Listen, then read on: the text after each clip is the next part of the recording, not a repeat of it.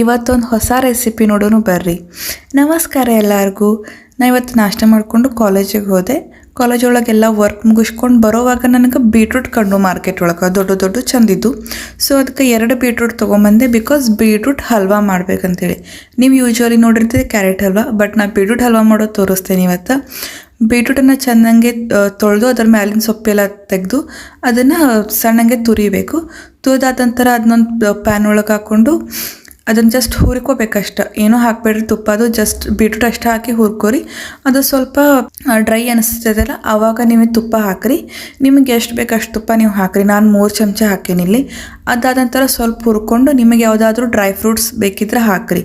ನಾನು ಜಸ್ಟ್ ಗೋಡಂಬಿ ಅಷ್ಟೇ ಹಾಕಿದ್ದೀನಿ. ಗೋಡಂಬಿ ಹಾಕಿ ನಿಮ್ಗೆ ಎಷ್ಟು ಸಕ್ಕರೆ ಬೇಕು ನಿಮ್ಮ ಸ್ವೀಟಿಗೆ ತಕ್ಕಂಗೆ ಸಕ್ಕರೆ ಹಾಕಿರಿ. ನಾನು 2 ಬೀಟ್ರೂಟ್ ತೊಗೊಂಡಿದ್ದಕ್ಕೆ 2 ಕಪ್ ಸಕ್ಕರೆ ಹಾಕಿದ್ದೀನಿ.